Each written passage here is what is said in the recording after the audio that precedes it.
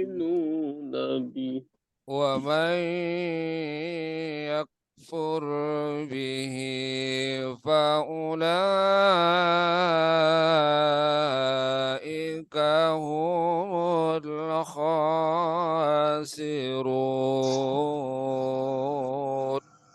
ومن يكفر به فأولئك هم الخاسرون. يا بني إسرائيل اذكروا نعمتي التي أنعمت عليكم يا بني إسرائيل اذكروا نعمتي التي أنعمت وأني فضلتكم على العالمين وأني فضلتكم على العالمين. آمين. Ntar kalau kurang ambil lagi. واتقوا يوما لا تجزي نفس عن نفس شيئا واتقوا يوما لا تجزي نفس عن نفس شيئا ولا يقبل منها عدل ولا تنفعها شفاعة ولا هم ينصرون ولا يقبل منها عدل ولا شفاعة ولا ينصرون. وإذ ابتلى إبراهيم ربه بكلمات فأتمهن وإذ ابتلى إبراهيم بكلمات فأتمهن. قال إني جاعلك للناس إماما قال إني جاعلك للناس إماما. قال ومن ذريتي قال لا ينال عهد الظالمين قال ومن ذريتي قال لا ينال عهد الظالمين. وإذ جعلنا البيت مثابة للناس وأمنا وإذ جعلنا البيت مثابة للناس وأمنا واتخذوا من مقام إبراهيم مصلى واتخذوا من مقام إبراهيم مصلى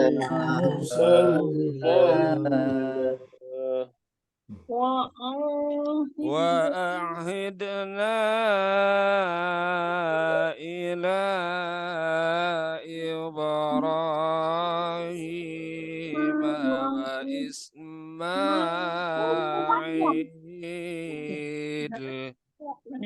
وعهدنا إبراهيم وإسماعيل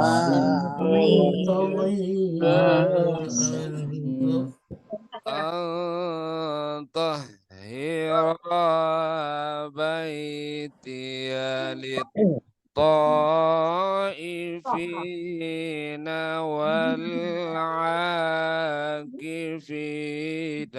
والركع السجود أن تطهر بيتي للطائفين والعاكفين والركع السجود. صدق الله العلي العظيم صدق الله العلي اللهم اللهم صل وسلم وزد وبارك على رسول الله وآله الأطهار على رسول الله وآله الأطهار اللهم اللهم صل على محمد وآل محمد. اللهم صل على محمد وآل محمد.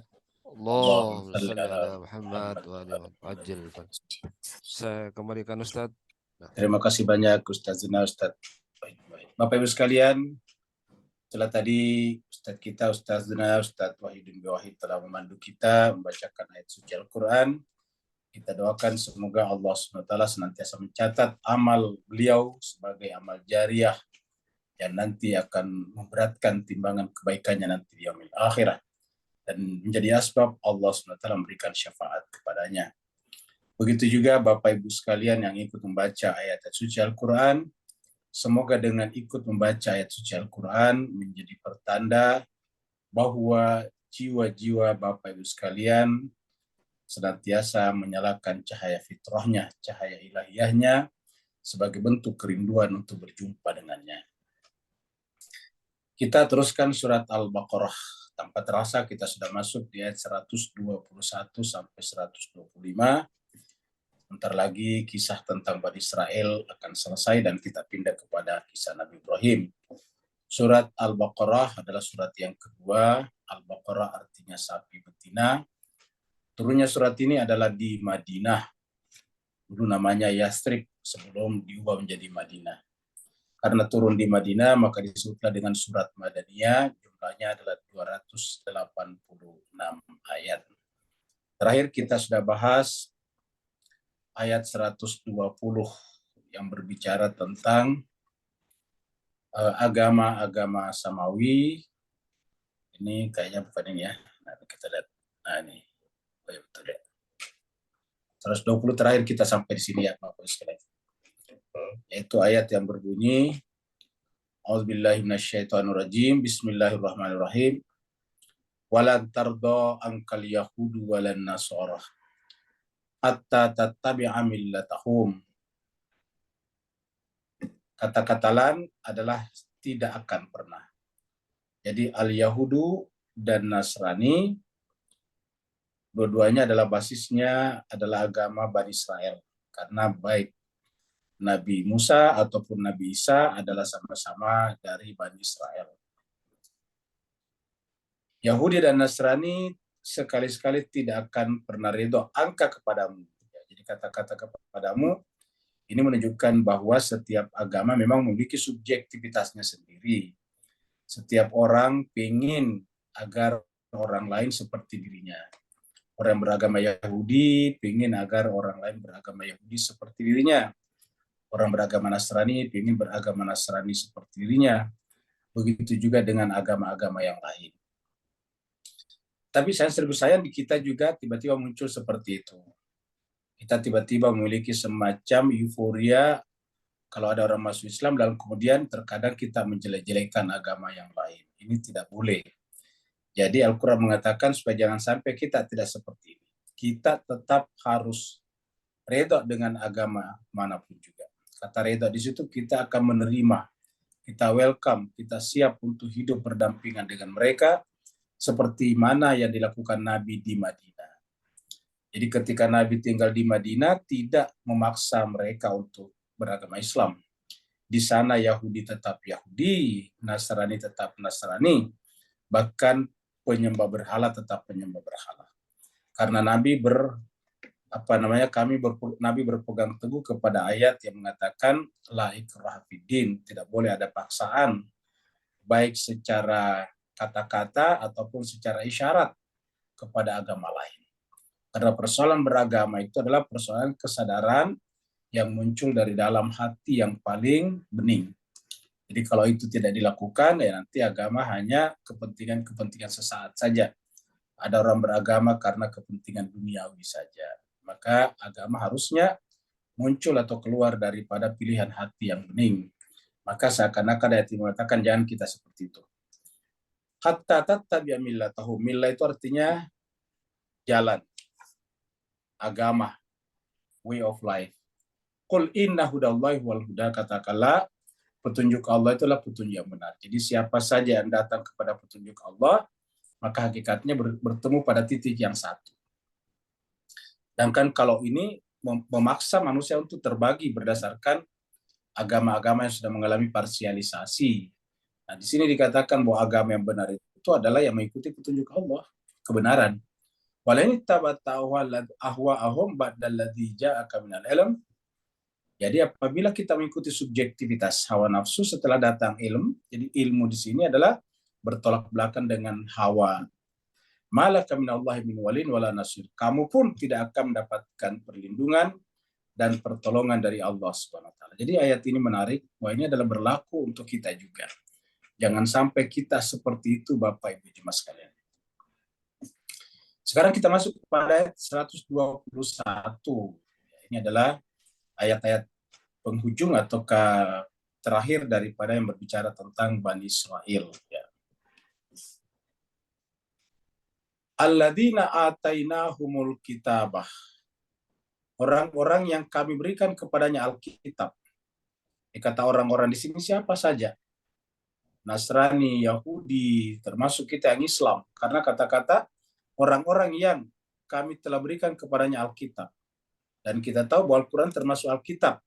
Kalau ada yang meragukan bahwa Al-Quran adalah Alkitab, ya bacalah surat Al-Baqarah di ayat-ayat 1 atau 2, ayat 2. Begitu kita baca ayat 1, alif lam mim, terus ayat 2, dzalika Alkitab. Jadi zalikal kitabu la raiba fi. Tidak ada satupun ulama, tidak ada satupun ahli tafsir yang mengatakan bahwa Alkitab di situ adalah Taurat atau Injil. Semua ulama mengatakan bahwa zalikal kitab yang dimaksud itu adalah Al-Quran. Zalikal kitabu la raiba fihi hudal lil muttaqin. Jadi ini berlaku pada siapa saja, termasuk kita. Jadi berlaku pada agama Yahudi dan agama Nasrani dan juga agama Islam. Karena dimaksud sini Alkitab adalah agama samawi tentunya. Karena ini Allah yang berfirman. Jadi orang-orang yang kami berikan kepada mereka Alkitab, kitab suci, entah itu Taurat, entah itu Zabur, entah itu Injil, entah itu Al-Quran, yatlunahu haqqa tilawati. Maka mereka harus membacanya dengan bacaan yang benar, mentelahnya dengan telah yang benar. Kata-kata haqqa tilawati di sini adalah tidak boleh punya kepentingan. Ya. Jadi sebetulnya kembali ke atas tadi, bahwa kalau kitab suci dibaca dengan benar, tanpa ada kepentingan-kepentingan pribadi atau golongan, maka itu sudah membaca dengan benar. Kalau sudah ada kepentingan golongan kita masuk di dalamnya, kita tidak akan pernah sampai kepada kebenaran kitab suci itu. Apa sebabnya? Karena seperti di ayat sebelumnya tadi, alih-alih mengikuti ilmu yang ada dalam kitab suci, yang kita lakukan justru mengikuti hawa nafsu kita, yaitu ego pribadi dan kelompok kita. Jadi kata-katanya yatluna haqqa tilawati. Artinya apa? Ada orang membaca tidak benar. Ada membaca atau menelaah kitab suci bukan dengan telaahan yang benar. Tetapi sudah ada pendapat di kepalanya, entah diwariskan oleh ulamanya, entah diwariskan oleh generasi lamanya, entah diwariskan oleh orang tuanya, entah diwariskan oleh teman-teman di sekitarnya. Maka dengan cara pandang seperti itulah dia paksakan kepada Al-Quran ataupun kitab suci. Ya. Contoh misalnya kita lihat, saudara-saudara kita di kalangan Nasrani kan berbeda-beda antara Katolik dan Protestan, Advent misalnya. Padahal mereka punya Alkitab sama, tidak ada bedanya. Injil yang dibaca oleh orang Katolik sampai dibaca juga oleh orang Protestan. Sama-sama Injil Matius, Markus, Lukas, Yohanes. Jadi tidak ada bedanya. Begitu juga dengan orang Advent misalnya. Dan banyak lagi cabang-cabang atau aliran agama yang lain. Tapi kok kenapa berbeda? Kenapa orang Katolik menganggap Protestan itu di luar, dan orang Protestan menganggap Katolik di luar? Sehingga kalau mereka nikah harus salah satunya convert kepada yang lain. Nah, jemaah sekalian berbahagia. Kitab sucinya sama. Nah, di Islam juga seperti itu. Di Islam kita tahu banyak sekali alirannya juga. Padahal Al-Qurannya sama. Nah, ayat ini menjelaskan bahwa pasti ada yang membacanya tidak dengan haqqa tilawati. Kalau seandainya yatluna haqqa tilawatihi, maka mereka membawa kepada ayat sebelumnya, yaitu fa inna hudallah wal huda. Sungguhnya petunjuk Allah itulah petunjuk yang benar. Apa artinya petunjuk Allah? Yaitu bukan berdasarkan kita. Fa inna hudallahi, petunjuk Allah, wal huda itulah petunjuk. Bukan petunjuk kita, bukan berdasarkan kepentingan kita, bukan berdasarkan organisasi kita, bukan berdasarkan ormas kita, bukan berdasarkan mazhab kita. Apabila kita membaca Al-Quran berdasarkan mazhab kita, berarti sudah ada namanya pretensi di dalam pikiran kita. Sudah ada sikap a priori terhadap kebenaran. Kita sudah bersikap pretensi terhadap apa yang kita pahami sebelumnya. Sehingga Al-Quran nantinya kita paksa untuk berbakti kepada pikiran kita. Kita paksa Al-Quran atau kitab suci untuk menyepakati, menyetujui apa yang kita pikirkan sebelumnya. Dan inilah yang disebut tadi dengan ahwa'ahum, hawa nafsu mereka di ayat sebelumnya. Jadi harus ada kata-kata haqqa di sini. Ingat, kebalikan daripada haqqa adalah batil. Al-haq lawannya al-batil, haqqa lawannya batil. Jadi ada orang baca kitab suci, membaca, tetapi bukan haqqa tilawati, tetapi batil bacaannya. Jadi oleh sebab itulah, jemaah sekalian, kalau orang semuanya membaca kitab suci dengan haqqa tilawati, pertama meniadakan pertentangan. Kalau itu terjadi perbedaan, meniadakan pertentangan. Kenapa? Karena kitab suci bukan untuk mempertentangkan. Kitab suci menghargai perbedaan sebagai gradasi perjalanan manusia dari satu level ke level yang lebih tinggi. Seperti yang kita berikan contoh pada seorang penyanyi sebelumnya. Bertingkat-tingkat perjalanan manusia. Bukan dipertentangkan, tapi kita menghargai satu level.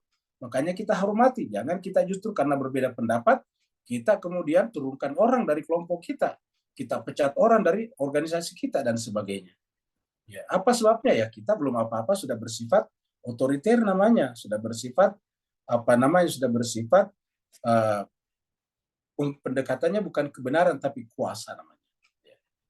Jadi cuma sekali serbagi Al-Quran mengatakan, alladzina atainahumul kitaba yatluna haqqa tilawatihi. Apa kata Allah? Ulaika yu'minuna bihi. Mereka itulah beriman kepadanya. Jadi disebut beriman kalau dia membacanya dengan bacaan yang benar. Dan kalau bacaannya benar, beriman kepadanya, barulah urutan-urutan berikutnya menjadi benar juga. Mari kita lihat misalnya di ayat ini. Ya. Kita lihat di sini. Dia ayat surat 35, surat Fatir. Surat 35 ayat 29. Allah berfirman, innalladzina yatluna kitaballah. Sungguhnya orang-orang yang yatluna kitaballah. Yatluna, membaca tadi. Sama tadi sana kan? Kalau di sana yatluna haqqa tilawatihi. Jadi yatluna itu adalah fi'il madhi, fi'il mudhari'nya, tilawah itu adalah masdarnya namanya. Jadi innalladzina yatluna kitaballahi, sungguhnya orang-orang yang membaca kitab Allah, dengan benar akan mengantarkannya kepada aqamus shalah. Perhatikan jemaah sekalian, bukan melakukan salat tapi menegakkan salat. Jadi untuk menjadi penegak salat yang benar, maka harus yatluna kitaballah haqqa tilawati. Baru karena yatluna kitaballah haqqa tilawati baru wa aqamus shalah. Kalau tidak membaca kitab Allah dengan benar, maka salatnya nanti lagi-lagi berdasarkan perspektif pribadinya, kelompoknya, bukan lagi berdasarkan kitabullah. Wa anfaqu mimma razaqnahum, baru kemudian membelanjakan, menafkahkan sebagian dari apa yang kami rezekikan kepada mereka. Kemana mereka menafkahkannya? Tentu kepada kaitannya dengan kitab Allah ini, supaya orang-orang membaca kitab Allah dengan benar, orang-orang menegakkan salat dengan benar, karena hanya dengan membaca kitab Allah dengan benar, lalu salat, baru kemudian salatnya tanha anil fahsya'i wal munkar. Wa anfaqu mimma razaqnahum, baru menafkahkan sebagian yang rezeki yang kami berikan kepadanya. Sirran, sembunyi-sembunyi, maksudnya tak diketahui siapapun, wa alaniyatan ataupun terang-terangan. Yarjuna tijaratan lan tabura. Nah, orang-orang seperti itulah kata Tuhan, yarjuna, yang mengharapkan. Yarjuna itu hanya dari kata roja. Yarjuna mengharapkan apa? Tijarah, perniagaan, lan tabura. Jadi inilah yang akan mendapatkan perniagaan yang tidak akan pernah merugi. Jadi Bapak Ibu sekalian, kalau ingin perniagaannya tidak pernah merugi, inilah seakan-akan Al-Quran mengatakan setiap perniagaan ada ruginya. Tidak ada pedagang yang tidak pernah rugi. Ya. Sebaik apapun produknya pasti biasa rugi. Ya. Jadi Al-Quran mengatakan ada perniagaan yang tidak akan pernah rugi. Lan ini sekali-sekali tidak akan pernah tabur rugi. Jadi ada satu perniagaan yang tidak pernah rugi. Siapa? Yang pertama Bapak Ibu sekalian, yatluna kitaballah. Maka bersyukurlah Bapak Ibu sekalian yang selalu mengikuti telaah kitab suci di sini. Karena ini Bapak Ibu masuk di sini. Karena Al-Quran mengatakan ini Bapak Ibu sekalian, innalladzina, sungguhnya orang-orang yang yatluna kitaballah, mentelaah, mentadaburi, membaca dengan sungguh-sungguh kitab Allah. Setelah itu kemudian aqamus shalah, mendirikan salat. Setelah itu kemudian kalau ada rezekinya, dia bagi rezekinya kembali ke atas dalam rangka kitab Allah selalu dibaca. Sirran wa alaniyatan. Maka apa kata Allah? Yarjuna tijaratan lan tabura. Mereka itulah satu-satunya orang yang akan mendapatkan perniagaan, yang perniagaannya itu lan tabura, tidak akan pernah merugi. Seperti itu Pak sekalian. Nah, jadi kita kembali lagi ke sini. Jadi sudah jelas Pak sekalian. Jadi ulaika yu'nabi. Baru kemudian wa may yakfur. Jadi kalau di atas di sana tadi dikatakan mereka itu mendapatkan yarjuna tijaratan lan tabura. Kalau di sini ulaika yu'minuna bihi. Jadi orang-orang yang membaca dan telah kami berikan kitab suci kepadanya, baru kemudian membaca hu-nya kembali kepada Alkitab. Jadi jemaah sekalian, hu di sini adalah kata ganti daripada Alkitab. Yang telah kami berikan kitab suci, yatluna, mereka membaca kitab sucinya tersebut. Kalau di sana tadi yatluna kitaballah, ya. Yatlunahu haqqa tilawatihi, membaca, menelaah, mengkaji, memahami kitab sucinya dengan pahaman yang benar, maka mereka itulah orang yang beriman kepada Allah.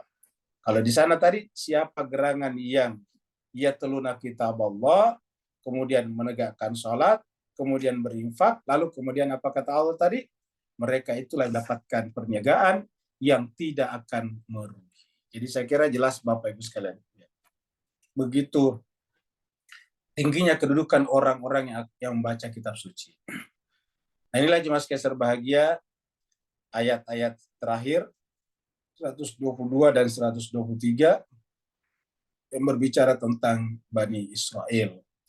122 dan 123 adalah pengulangan dari ayat surat Al-Baqarah di awal-awal berbicara Bani Israel, yaitu di ayat 40, kemudian 47, 48. Ya Bani Israel, wahai Bani Israel. Ya Bani Israel.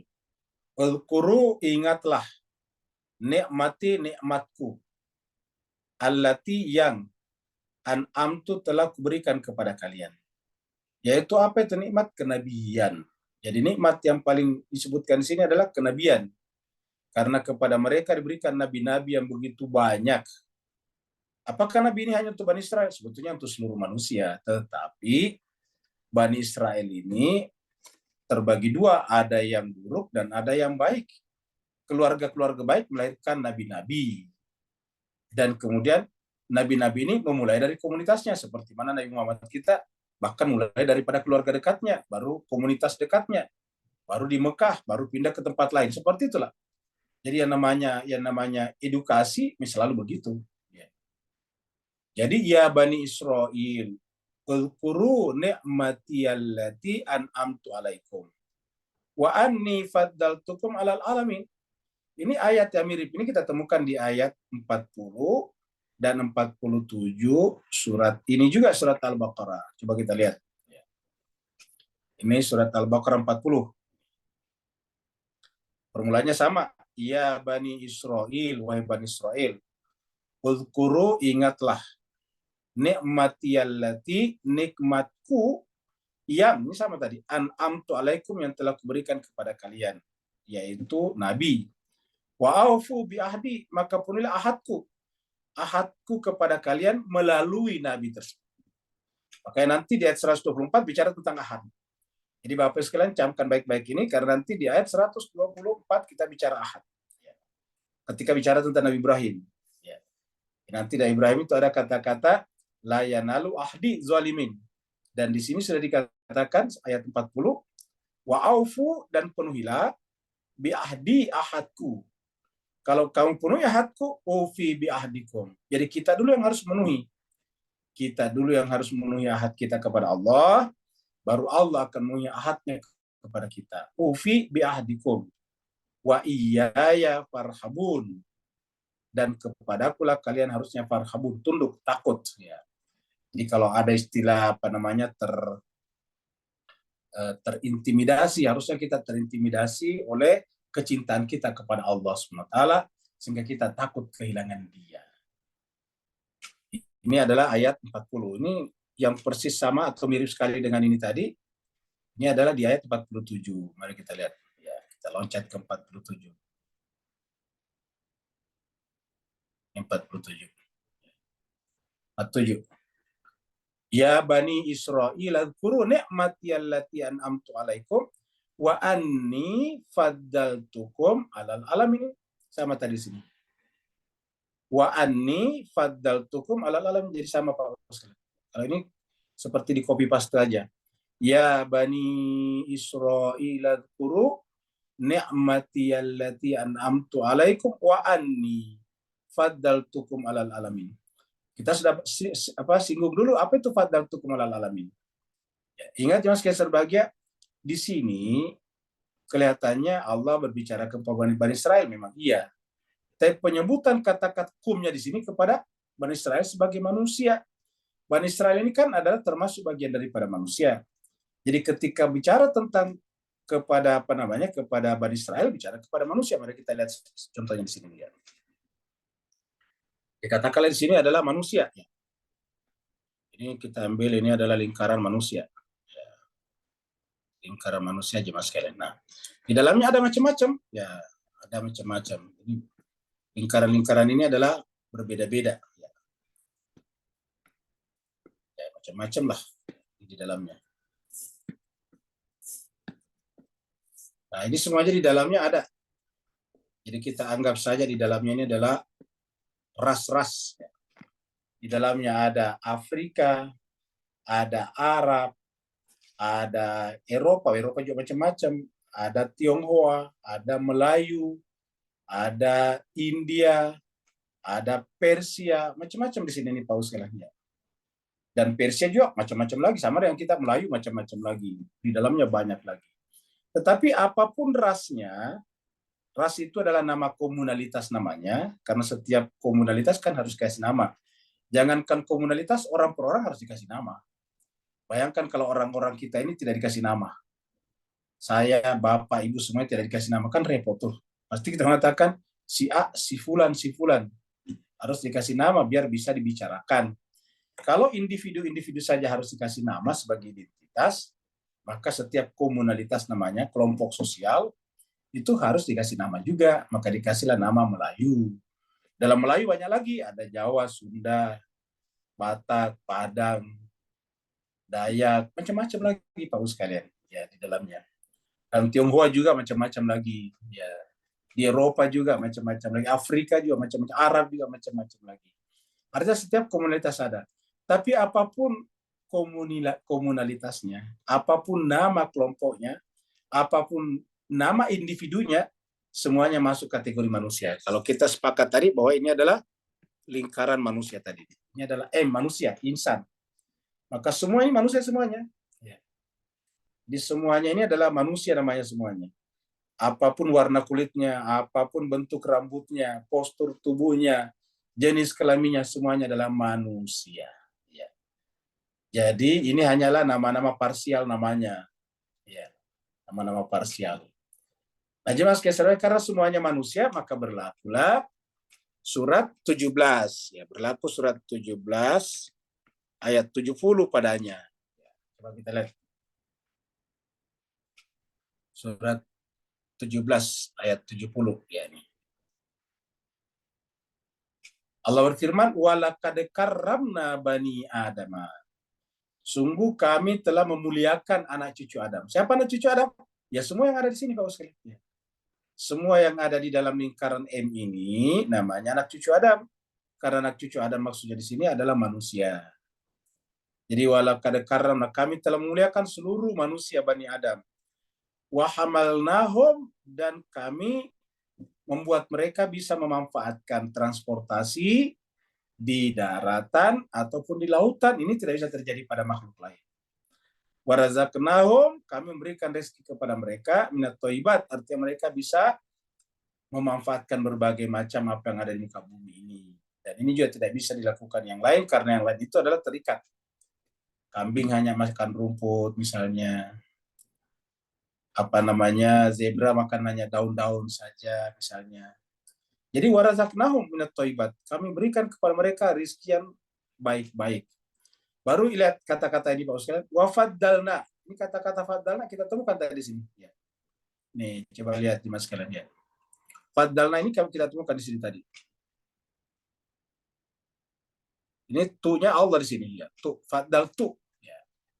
Kalau di sini faddalna menggunakan kata nak kami. Ya. Sama tadi dia surat Al-Baqarah juga. Kita lihat tadi surat Al-Baqarah ini. Ya. Faddaltukum juga ini surat Al-Baqarah 47 tadi. Ya. Faddaltukum alal alamin. Kami muliakan kalian terhadap seluruh alam. Ya. Ini faddal sama. Siapa yang diutamakan di sini? Ya Bani Adam. Bani Adam.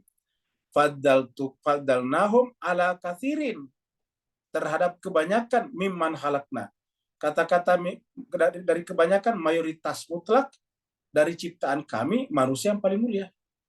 Jadi kata-kata kathirin mimman halakna, kebanyakan dari apa yang kami ciptakan, tafdila dengan seutama-utamanya. Jadi kami telah mengutamakan Bani Adam atas seluruh makhluk. Khalaqna itu makhluk, karena khalaqna kan kami ciptakan, berarti objeknya maf'ulnya namanya makhluk. Makhluk itu maf'ul namanya. Jadi khalaqna kami ciptakan, tafdila dengan seutama-utamanya. Jadi dengan demikian dia masuk pada pembicaraan ini tadinya. Ya. Dengan demikian semua yang lingkaran M ini faddalnahum ala kathirin mimman khalaqna tafdila, dengan semulia-mulianya. Kebetulan saja ketika ayat ini berturun berbicara tentang kepada Bani Israel. Jadi kebetulan saja berbicara katakanlah ini Bani Israel. Jadi ketika bicara kepada Bani Israel sebagai manusia itu adalah dimuliakan. Dengan demikian penjelasan tentang faddal apa tadi yang ini, faddal tukum alal alamin bukan berarti Bani Israel, tapi maksudnya Bani Israel sebagai manusia, sebagaimana manusia yang lain juga.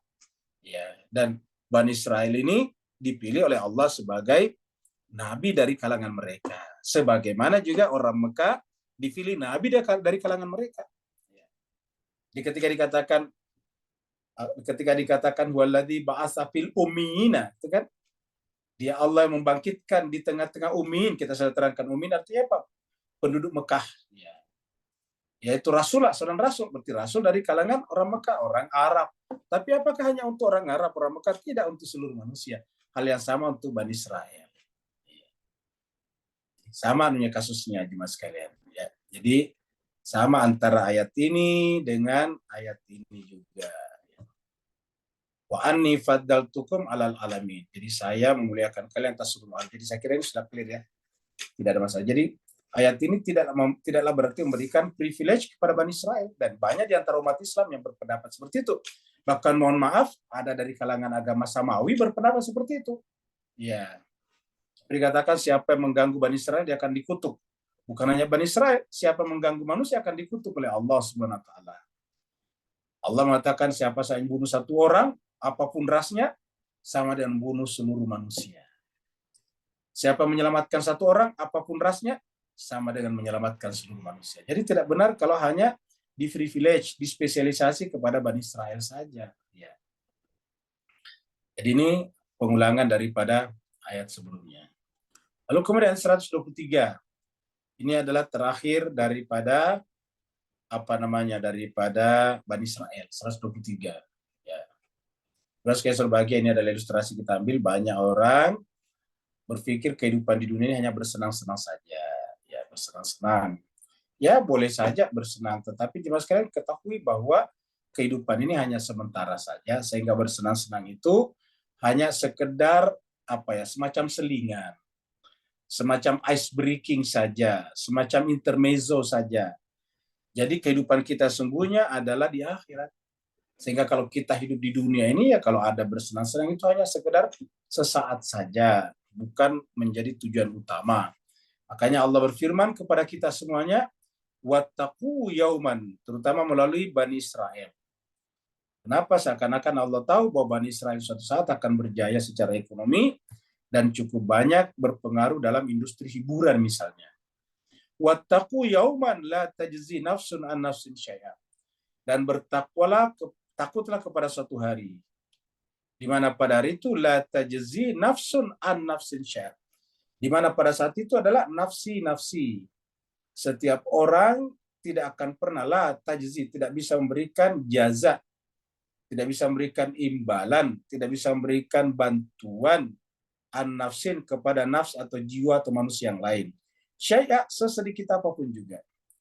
Jadi di akhirat itu benar-benar kita tidak punya kuasa sama sekali, itu maksudnya. Maka jemaah sekalian, itu yang paling kita takutkan. Kalau di dunia ini masih ada yang bisa bantu kita. Kalau kita di dunia miskin, ada yang akan membantu kita secara ekonomi. Kalau kita miskin, kita bisa mendaftarkan anak kita untuk mendapatkan kartu pintar, Indonesia Pintar, sehingga kita dapat beasiswa. Kita bisa dibantu oleh negara, kita dibantu oleh sesama, banyaklah. Tapi kalau di akhirat tidak ada membantu seperti itu. Kalau kita di jalan saja misalnya tiba-tiba jatuh, itu pasti ada yang tolongin kita. Kalau ada orang kecelakaan di jalan, pasti orang rame-rame membantu. Datang, menolong, menggotong, naik di atas mobil, ambulans, dibawa ke rumah sakit, jadi ada. Tapi kalau di akhirat, tidak ada sama sekali. Maka Allah mengatakan, takutlah, bertakwalah untuk kepentingan suatu hari, di mana pada hari itu, la tajzi nafsun an nafsin syai'an. Wa la yuqbalu minha adlun. dan pada saat itu tidak akan diterima padanya adil, gugatan. Jadi meminta keadilan maksudnya. Pada saat itu tidak bisa menggugat, tidak bisa tidak bisa naik banding orang. Di akhirat kalau kita sudah diputuskan Allah, itulah yang paling adil, dan karenanya tidak ada lagi naik banding di sana. Wala tanfa'u syafaat, dan pada saat itu syafaat tidak bermanfaat lagi. Lalu di mana kita cari syafaat? Di dunia ini. Walahum yunsarun, dan tidak ada pertolongan. Mereka tidak ditolong. Ayat ini mirip sekali dengan ayat 48 surat Al-Baqarah. Jadi tadi yang sebelumnya tadi, yaitu tadi ya Bani Israil kuru ni'matallati an'amtu alaikum wa anni faddaltukum alal alamin, itu adalah ayat 47.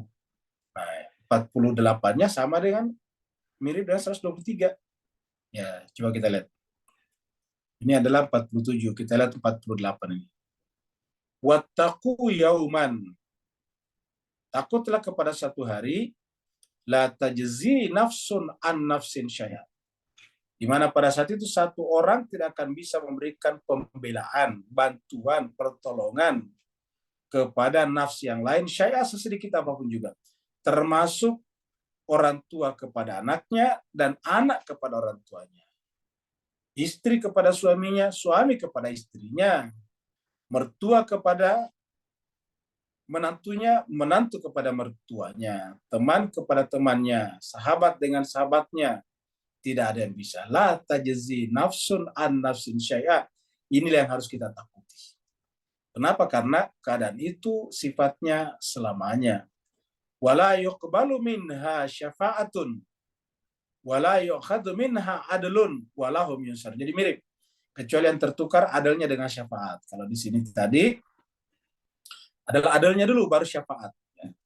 Haji Mas Keser bahagia, apakah benar di akhirat tidak ada syafaat? La tanfa'uha syafaat, la tanfa'uha syafa'atun. Nah, kita lihat ayat-ayat lain pendukungnya supaya kita mengkaji Al-Qur'an ya. Kita lihat surat ini. Surat Maryam ini, surat Al-Araf tadi.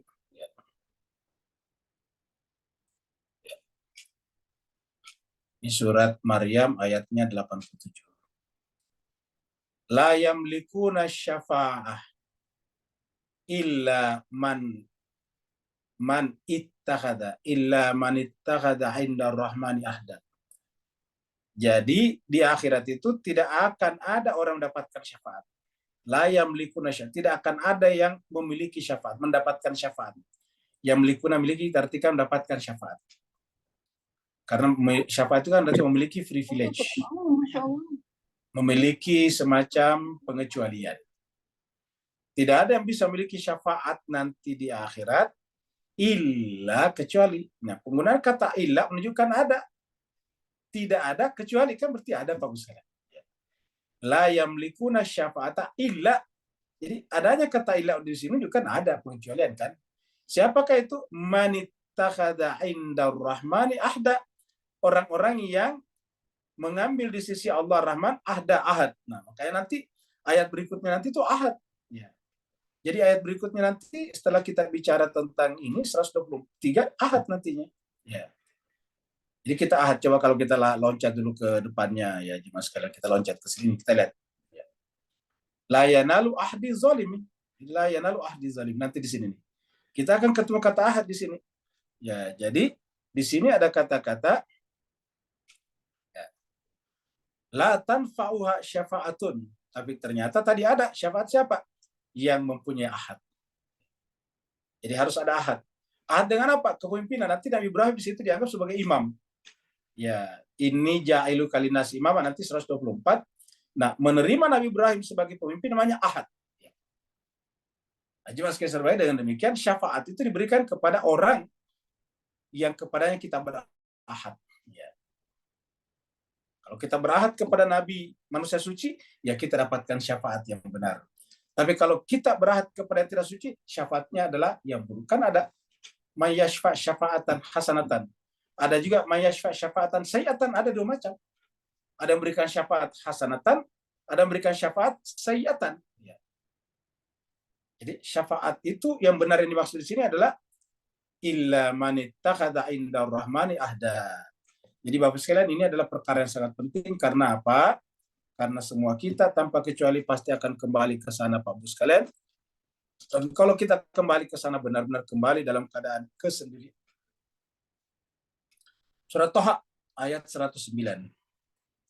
Yauma idzin la tanfa'u syafa'ah. Jadi yauma idzin la tanfa'u syafa'ah illa man. Nah, jadi ada lagi.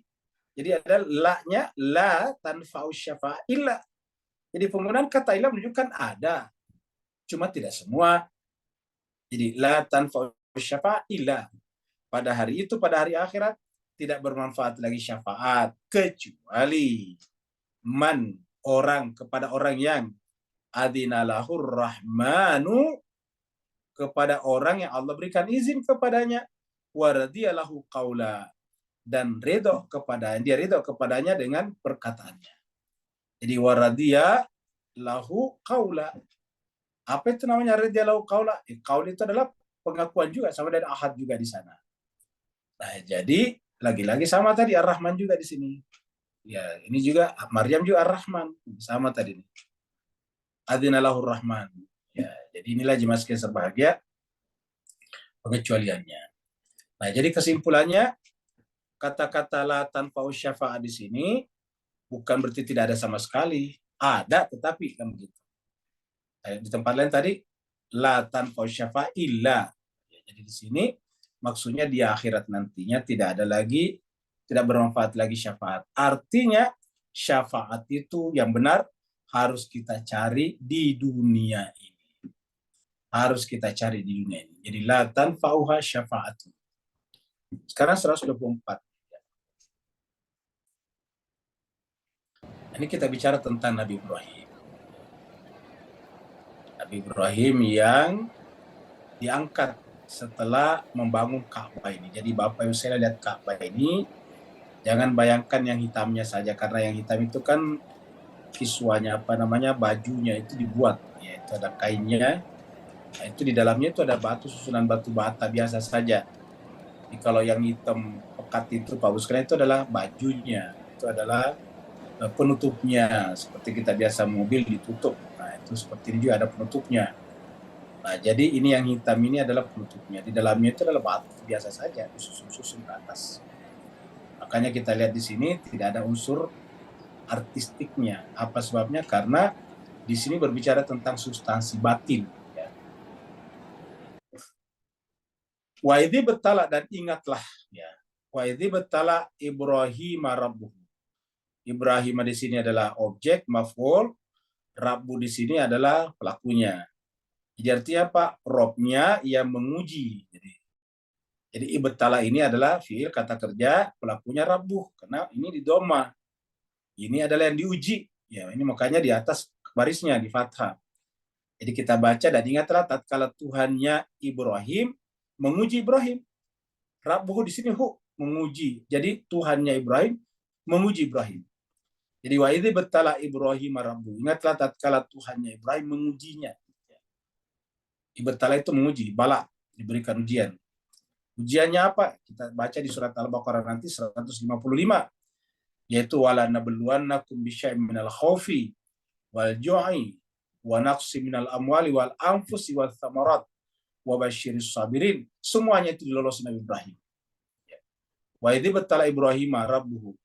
Tapi di sini adalah bukan hanya sekedar ibtala dengan tadi yang disebut, yang kita bicarakan tadi, tapi bikalimatin, cuma menerima kalimat ini melahirkan konsekuensi, Pak Ustaz. Jadi menerima kalimat-kalimat ini ada konsekuensinya, akan diintimidasi, bisa dibunuh anggota keluarganya, bahkan dirinya bisa dibunuh, bisa tidak dikasih makanan dan minuman, nah begitulah dia.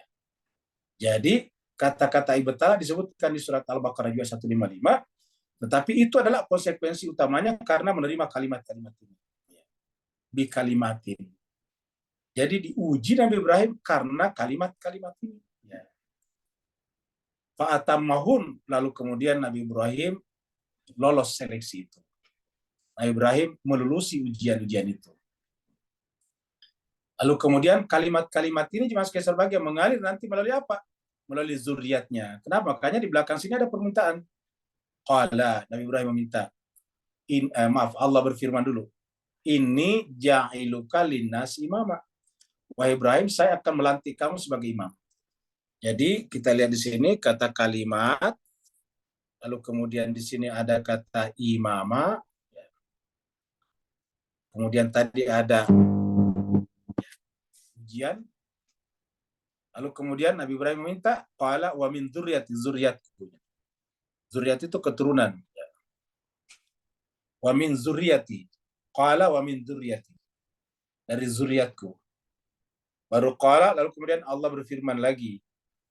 Jadi saya tambahkan, baik wa Ibrahim zuriatmu, tetapi la yanalu ahdi zalim, hanya zuriatmu yang tidak pernah melakukan kezaliman. Jadi yang tidak pernah melakukan kezaliman, disinilah berlaku ahadku, ini tadi ahad. Ahad. Jadi ahad itu apa? Imamah. Jadi ahad itu artinya apa? Berjanji menerima Nabi Ibrahim sebagai imam. Bagi kita kan manusia kita, Bapak sekalian.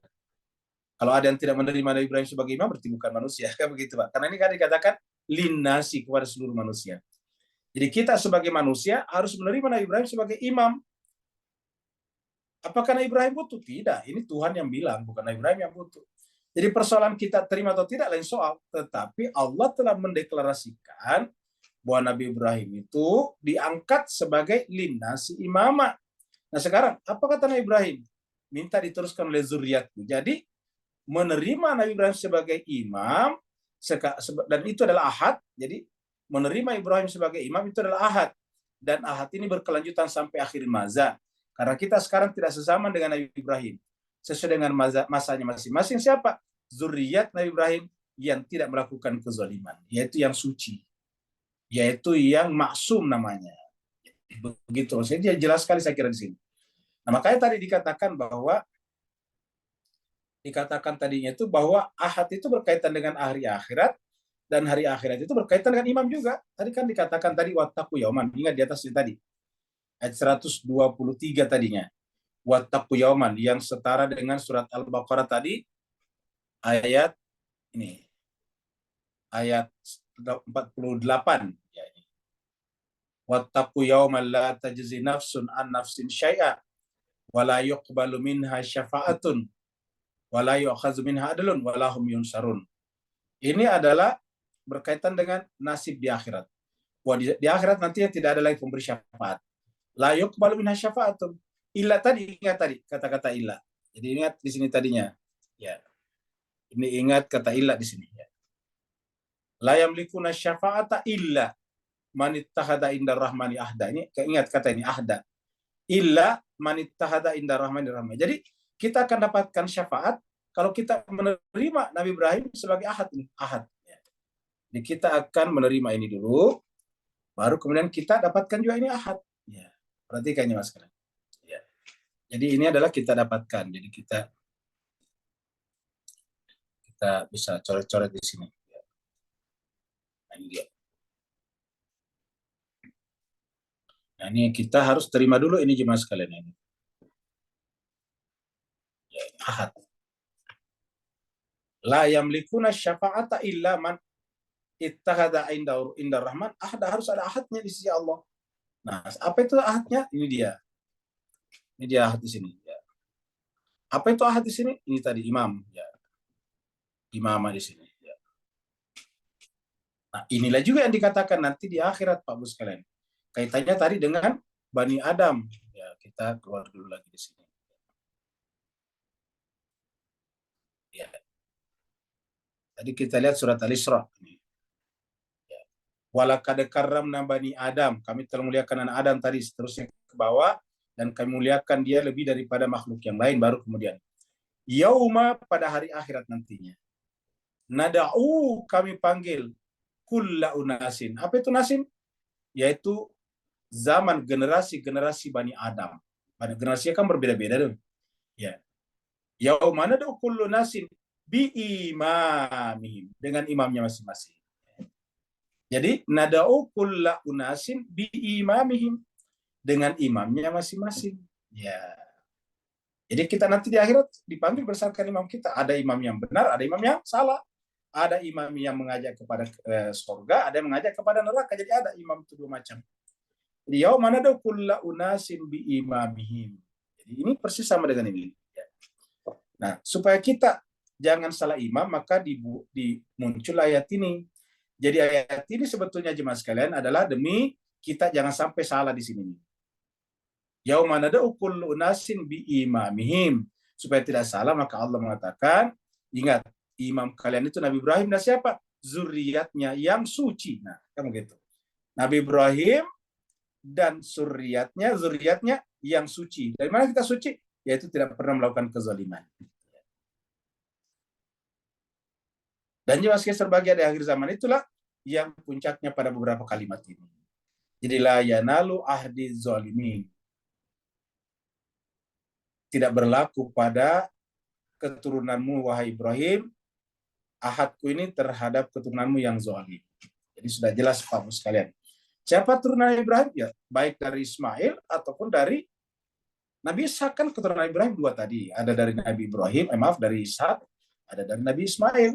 Dan dari Nabi Ishak kita sepakat semuanya sudah berhenti pada Nabi Ishak. Jadi pada keturunan Nabi Ishak itu berhenti pada Nabi Isa alaihissalatu wassalam. Sedangkan keberlanjutan sampai akhir zaman siapa? Yang melalui Nabi Muhammad kita sallallahu alaihi wasallam. Maka di situ berlaku kata zuriat yang la yanalu ahdi zalimin. Berarti kalau setelah Nabi Muhammad sekarang berarti zuriat Nabi Ibrahim setelah Nabi Muhammad yang tidak pernah melakukan kezaliman. Justru yang terjadi adalah mereka terzalimi, mazlum. Mereka adalah mazlum, bukan zalim. Mereka justru mazlum. Mereka terzalimi. Jadi saya kira Pak sekalian ini jelas sekali ya, karena kenapa kita perjelas ini, karena ini Al-Quran. Ingat tadi di atas, membaca Al-Quran dengan bacaan yang benar. Kan permulaannya tadi Pak sekalian ini, sebelum kita, karena ini masalahnya di sini, persoalan orang Islam nanti terbagi berdasarkan memahami ayat ini. Maka dimulai dengan kata-kata, alladzina atainahumul kitaba yatluna haqqa tilawati. Jadi dimulai tadi dari sini. Ya. Jadi mulai tadi dari sini Pak sekalian ini. Ya.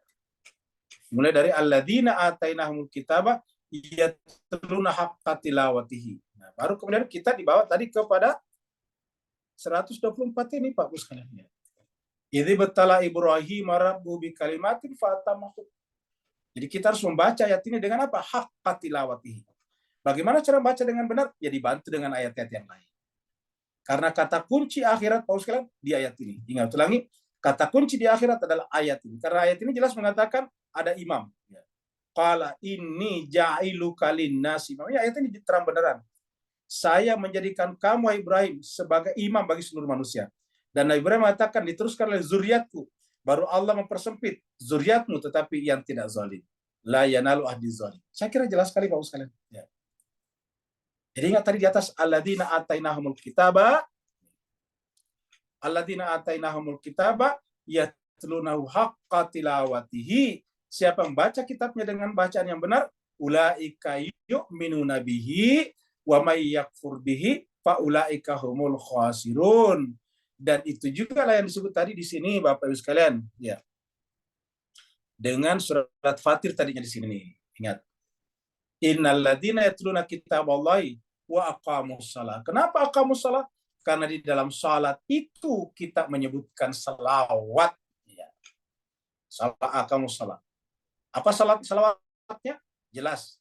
Setelah asyhadu anna Muhammadan abduhu wa rasuluh, diteruskan dengan Allahumma salli ala Muhammad wa ala ali Muhammad. Sama semuanya.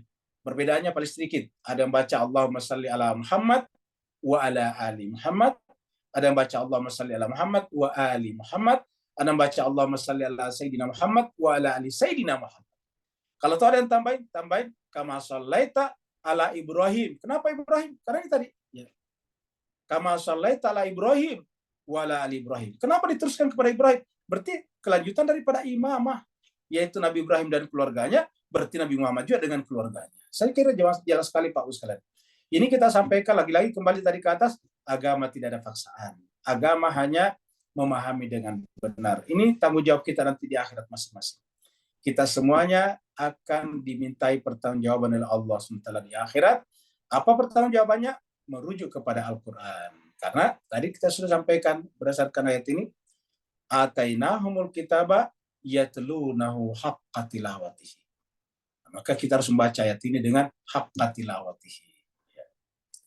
Jadi saya kira jemaah sekalian berbahagia udah jelas ya, terang benderang ya. Nah, sekarang kita pindah lagi ke 125 terakhir ya. Karena waktu kita juga yang membatasi kita. Nah, jemaah sekalian berbahagia, kemudian ayat 125 berbicara tentang menjadikan Baitullah sebagai pusat. Ya, kita lihat di sini. Wa iz ja'alnal baita, dan ingatlah tatkala menjadikan bait. Berarti kalau kita kaitkan tadi di atas, ada tadi imam, ada bait ya. Jadi imam itu ibaratnya berkantor pusat di Baitullah. Nah, seperti itulah. Kenapa? Karena Baitullah itu adalah masabatal linnas. Jadi manusia ini bersatu kapan? Apabila ada pemimpinnya dan ada tempatnya, pusatnya. Jadi ada pusatnya berupa tempat, ada pusatnya berupa tokoh, figur tokohnya sudah ada, Nabi Ibrahim dan zuriatnya suci, tempatnya sudah ada, Baitullah. Wa iz ja'alnal baita masabatal linnas. Jadi disebutkan dengan masabatal linnas, tempat berkumpulnya manusia. Kenapa linnas? Karena ingat tadi di atas ayat 124, ini ja'iluka linnasi imama. Kan linnasi Bapak sekalian. Ya. Ingat tadi di atas. Ingat tadi di sini. Linnasi imama ini. Ya. Kata-kata linnasi imama. Ya. Sama lagi dengan di sini. Ya. Linnasi. Wa ja'alnal baita masabatan linnasi wa amna. Ya. Jadi kami jadikan masabatan linnas wa amna. Jadi kapan menjadi masabatan linnas? Yaitu apabila ada linnasi imama. Barulah muncul wa amna. Apa artinya keamanan di sini? Aman hatinya. Sudah amanlah di akhirat terutama. Ya, amna. Jadi jangan bayangkan aman di dunia tidak terkena tidak terkena di Ka'bah saja pernah dibakar dulu Pak Ustaz. Jadi kalau dalam pengertian aman Ka'bahnya tidak dibakar ya pernah dibakar dulu. Dengan dilempar dengan panah-panah namanya manjanik ya. Waktu zamannya dulu beberapa tahun setelah Nabi wafat. Wattakhidhu min maqam Ibrahim musalla, dan jadikanlah maqam Ibrahim sebagai musalla ya. Kita kembalikan ke sini ya. Biar bisa dicoret-coret. Kalau tadi itu Pak sekarang nggak bisa dicoret ya. Sekarang wattakhidhu min maqam Ibrahim musalla. Jadi maqam Ibrahim sebagai musalla. Itu musalla, tempat salat. Tempat salat. Nah, sekarang mari kita lihat di sini. Ya. Tadi di sini. Innal ladzina yatluna kitaballahi, disebutkan tadi haqqa tilawati, baru wa aqamus shalah. Wa aqamus shalah. Ya. Mendirikan salat. Berarti mendirikan salat objeknya atau apa? Tujuannya apa? Untuk mencapai maqam Ibrahim. Apa maqam Ibrahim? Maqam Ibrahim tadi sebagai linnasi imama. Jadi maqam Ibrahim itu apa? Imam bagi seluruh manusia. Maqam itu kan level, derajat, kedudukan. Maqam jangan artikan kuburan. Bisa kau kuburan juga kalau di Indonesia maqam itu kuburan. Ya. Tapi maqam di situ terutama levelnya Ibrahim. Maqam Ibrahim musalla sebagai tempat salat. Artinya apa? Tujuan kita salat adalah untuk mencapai itu. Makanya waktu kita salat dan duduk kita membaca asyhadu alla ilaha illallah, karena itulah inti ajaran Ibrahim. Wasyhadu anna Muhammadan abduhu wa rasuluh, baru Allahumma salli ala Muhammad wa ala ali Muhammad, ditambah biasanya kama shallaita ala Ibrahim wa ala Ibrahim atau ala ali Ibrahim. Ya. Musalla. Baru wahidana, ini muncul lagi ahad. Wahidana, dan kami telah berahad ila Ibrahim, kepada Ibrahim. Wa Ismail, dan Ismail. Untuk apa? Antahira, untuk mensucikan baiti, rumahku. Baiti di sini rumahku. Berarti kapan kita bisa sampai kepada rumah Allah? Apabila kita melalui Nabi Ibrahim. Ingat. Bagaimana cara bisa melalui Nabi Ibrahim kita sampai kepada Bait Allah? Apabila kita menerima Nabi Ibrahim sebagai imam. Nabi Ibrahim kan sudah tidak ada. Nabi Ibrahim mengatakan wa min dzurriyyati. Tapi zuriat Nabi Ibrahim kan banyak. Allah mengatakan la yanalu ahdiz zalimin. Jelas. Jadi kita tidak akan pernah sampai kepada rumah Allah. Bisa saja kita sampai di Mekah yang ada di sana. Tapi rumah Allah yang sesungguhnya nanti di akhirat kita tidak akan sampai kalau kita tidak melalui Nabi Ibrahim dan Ismail di sini. Kenapa Ismail disebutkan secara spesifik dalam Al-Quran? Karena Nabi Muhammad pembawa Al-Quran, dan Nabi Muhammad kita adalah berasal dari Nabi Ismail. Wahidna ila Ibrahim wa Ismail. Jadi seakan-akan kembali ke ayat sebelumnya, wa min dzurriyyati, Allah mengatakan terutama zuriatmu dari Ismail. Wahidna ila Ibrahim wa Ismaila antahira baitiya lit-taifina, untuk orang yang tawaf. Jadi tawaf itu sebetulnya bermakna mengelilingi rumah. Rumah Allah siapa? Yang diamanahkan kepada Nabi Ibrahim sebagai imam untuk mempersatukan manusia, dan barulah manusia jadi aman dunia dan akhirat. Fid dunia hasanah wa fil akhirati hasanah. Makanya kalau kita keliling di Ka'bah tawaf itu biasanya doa yang dibaca, Rabbana atina fid dunya hasanah wa fil akhirati hasanah wa qina adzabannar wa adkhilnal jannata ma'al abrar ya aziz ya ghafar ya rahman. Itu kan kalau kita tawaf biasa baca itu Bapak sekalian. Sambil tawaf 7 kali baca itu terus menerusnya. Jadi tahira baita lit taifina wal akifina war ruk'ais sujud. Terakhir sujud. Ya. Apa itu sujud terutama? Sujud adalah menerima wilayah. Kita sudah sampaikan sebelumnya. Nah, jadi jemaah sekalian berbahagia, inilah pembahasan kita. Tapi ada satu masalah, Pak Ustaz. Ini ada kata-kata amna di sini. Ya. Ada yang mengartikan amna di sini aman. Ya.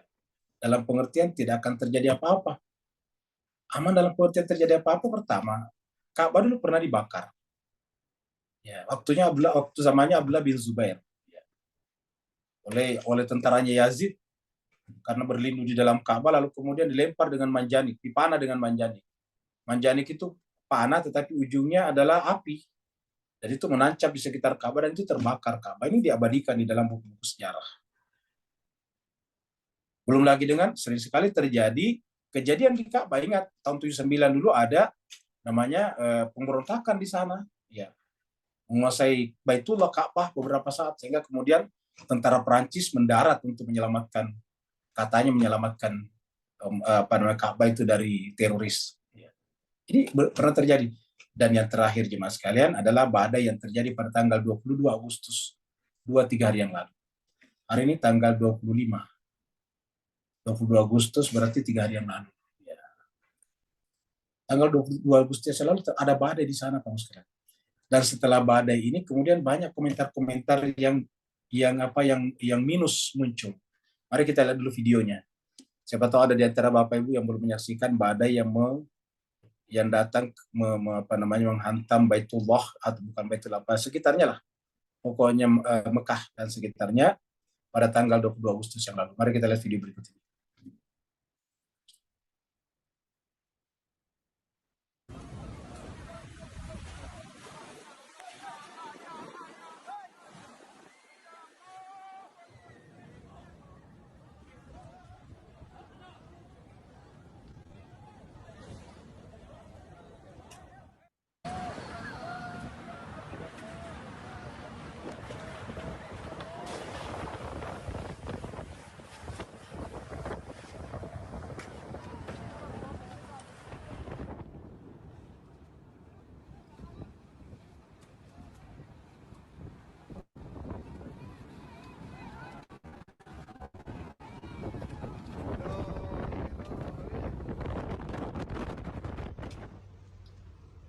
Itu petir itu Pak dari puncak menara yang ada jamnya.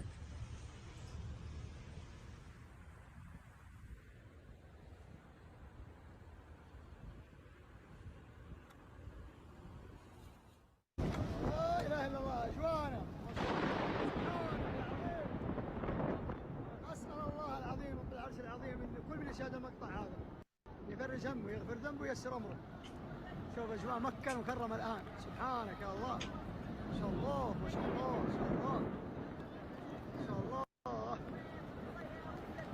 Jadi itu saja Pak sekalian ya. Jadi kita sudah lihat. Tapi yang menarik juga sekali adalah komentar-komentar orang. Katanya Islam agama yang benar. Masa rumah Tuhan disambar petir? Masa rumah Tuhan kena badai? Katanya rumah Tuhan. Jangan-jangan memang itu berhalanya orang Islam. Nah itu kayak gitu-gitu tuh. Nah, jemaah sekalian berbahagia, kita sampaikan bahwa komentar-komentar seperti ini terkadang juga sebagian dari kesalahan kita sendiri, Pak sekalian. Kenapa kesalahan kita? Karena kita selalu menghubungkan Islam itu hanya dengan doa-doa saja, dengan ritual-ritual. Ini orang melakukan ritual tapi kok dihantam badai. Ya. Nah itu artinya ketika kita mengatakan bacalah ini, kamu tidak akan begini, bacalah ini. Nah buktinya mereka tawaf kok dihantam badai tadi. Lihat tadi jemaah sekalian. Mereka terpental kemana-mana. Padahal mereka orang pakai ihram. Ya orang di Baitullah. Bagaimana kita menjawabnya jemaah sekalian? Jadi oleh sebab itulah marilah kita berhenti berpendapat bahwa seakan-akan doa-doa bisa menyelesaikan semuanya. Iya. Doa ada porsinya, wajib, tetapi ada porsinya. Ini masalah-masalah empirik, masalah-masalah ini ada porsinya sendiri. Ya, contohnya misalnya kalau kita baca doa minta anak, Rabbi habli minas sholihin, ya Allah karuniakanlah kepadaku anak yang soleh. Itu doanya Nabi Ibrahim. Atau doanya Nabi Zakaria, Rabbi habli min ladunka dzurriatan thayyibatan innaka antas sami du'a. Ya Allah karuniakanlah kepada aku anak yang suci, dzurriatan thayyibatan. Tapi coba kalau tidak menikah, coba Bapak Ibu sekalian berpikir, baca terus-menerus itu setiap hari baca 40 kali, tapi tidak punya istri atau tidak punya suami, bisakah punya anak? Ya tidak bisa. Jadi artinya doa itu porsinya ada, tetapi aktivitas empirik juga ada porsinya ada. Jangan pikir semuanya diselesaikan dengan doa, ini bermasalah. Baca ini, orang tawaf di sini kok. Orangnya labbaik Allahumma labbaik di sini. Bacanya tadi Rabbana atina fid dunya sambil tawaf, bahkan tawaf di sini orang. Coba lihat tadi, bergelimpangan orang-orang kena badai. Bahkan tadi itu jam yang ada di atas itu Allahnya tadi kan ada jam di atasnya Allah. Itu kena petir tadi. Nah, jadi jemaah sekalian berbahagia, bagaimana menjelaskan ini? Karena banyak sekali orang sinis dengan ini Pak sekalian. Caranya menjelaskan ialah bahwa jangankan Ka'bah sebagai Baitullah, bahkan bumi ini sebagai ardullah, bumi Allah. Bahkan alam semesta ini disebut dengan khalqullah, ciptaan Allah. Lahul khalq wal amru. Hukum-hukum ini adalah milik Allah. Semuanya disandarkan kepada Allah. Tapi kok ada kerusakan? Bukan kerusakan, yang terjadi perubahan. Ciri-ciri alam materi, ciri-ciri alam empirik adalah perubahan. Dan perubahan itu terkadang kita tidak suka. Padahal itu adalah wajib terjadi pada alam materi. Contohnya, kita berubah dari muda jadi tua. Kan rata-rata orang tidak ada yang suka jadi tua. Ya. Banyak orang tidak suka jadi tua. Tidak mau disebut tua. Ya. Bahkan ada yang lebih fatal lagi, mati. Nah, pertanyaan, apakah matinya Nabi lantas kemudian beruntukkan argumennya sebagai Nabi? Ya. Jawabannya tidak. Karena ciri kehidupan materi adalah berubah. Maka sains, ilmu pengetahuan mengajarkan kita untuk mempelajari hukum-hukum yang berubah itu. Benda-benda yang berubah itu dengan hukum-hukumnya. Namanya hukum alam. Nah, yang namanya perubahan terjadi pada siapapun juga. Bahkan nantinya berdasarkan Al-Quran, alam semesta yang di dalamnya ada bumi, di dalamnya ada Baitullah, itu nanti juga akan hancur. Ya, namanya kiamat. Nabi Muhammad saja mati, Nabi Musa juga mati, Nabi Ibrahim masuk di dalam api tidak terbakar, tapi akhirnya mati juga. Kenapa? Yaitu mesti terjadi dalam dunia materi. Jadi kalau baca doa supaya tidak mati, ya nggak benar itu. Ya, baca doa punya anak tapi tidak beristri, ya tidak mungkin. Mau minta rezeki tetapi tidak bekerja, ya nggak mungkin. Ya. Minta sembuh tapi tidak berobat, ya tidak mungkin. Jadi masing-masing ada porsinya Bapak sekalian. Bahwa Allah berfirman, ud'uuni fastajib lakum, ya benar. Tapi ijabahnya Tuhan melalui apa? Melalui usaha kita. Ya, gitu. Kalau kaitannya dengan alam materi, cobalah berdoa supaya bisa diberikan makanan yang bagus, tetapi cuma tidur-tiduran di kasur, tidak memasak, yang nggak bisa makan. Walaupun membaca Rabbana Allahumma rizqna rizqan halalan thayyiban wa ilman dan seterusnya, atau Allahumma at'im man at'amani dan seterusnya, beri makanlah kepada aku Tuhan, nggak akan pernah. Ya. Allahumma barik lana fi ma razaqtana wa qina adzabannar. Ya kalau tidak memasak, tidak cari uang untuk beli beras, ada beras tidak dimasak, ya nggak bisa. Ya, bahkan sudah ada di depan kita, sudah dibentuk hidangan, tapi kalau tidak disuap ke dalam tubuh, ya tidak bisa kenyang. Nah, jadi artinya apa? Wilayah kehidupan dunia, wilayah berubah, dan semuanya harus bergerak. tangan kita harus bergerak mengambil makanan, baru kemudian masuk ke dalam tubuh. Di tubuh makanan itu harus dirubah, namanya dikunyah, supaya cepat berubah, hancur, supaya bisa dimasukkan ke dalam perut kita. Semuanya berubah, bos. Dan hancurnya makanan itu bukan kerusakan, tapi bagian daripada gradasi. Jadi ketika iklim berubah seperti ini bukan kerusakan, ya.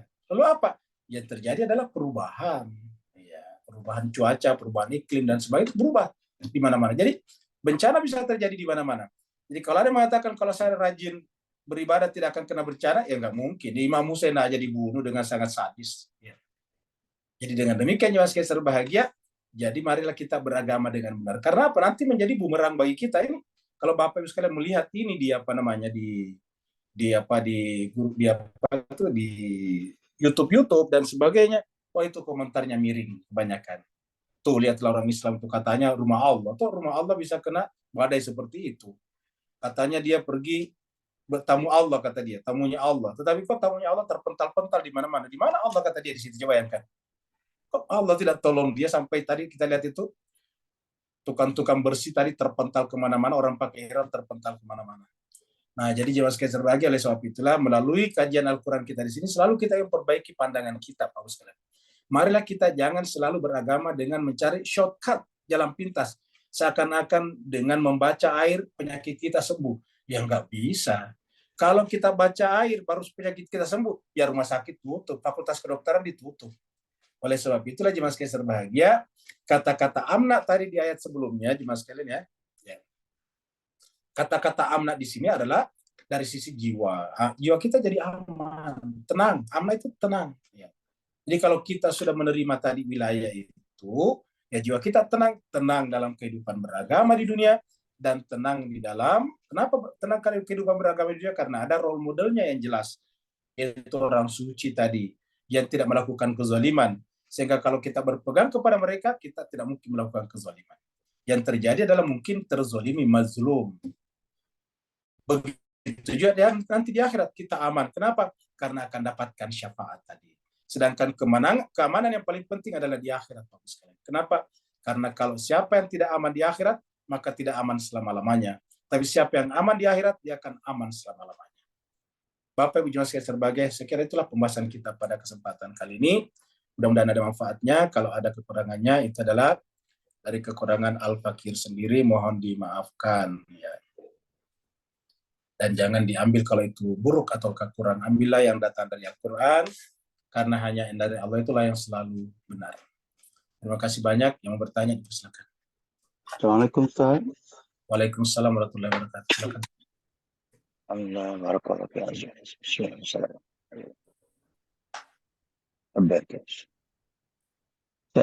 Dalam kalimat sentence apa tu, qala wa min zuriyati qala yanalu ahli zalimin ila akhir ayat. Ini boleh kita mafhum mukhalafahkan bahawa Allah kalau dah berjanji, mustahil sama sekali untuk Allah tidak memenuhi janji itu. Maka setelah Nabi Ibrahim berstatuskan Nabi, Rasulnya, Khalilnya dan sebagainya, akhirnya ujian-ujian yang dahsyat-dahsyat tadi membuatkan beliau berstatus yang lebih tinggi daripada segala-galanya, yakni imam.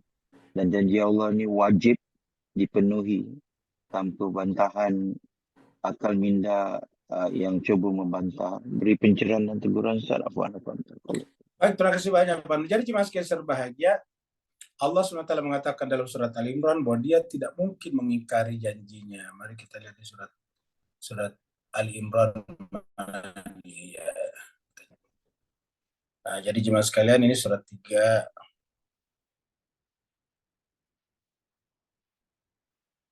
Satu 192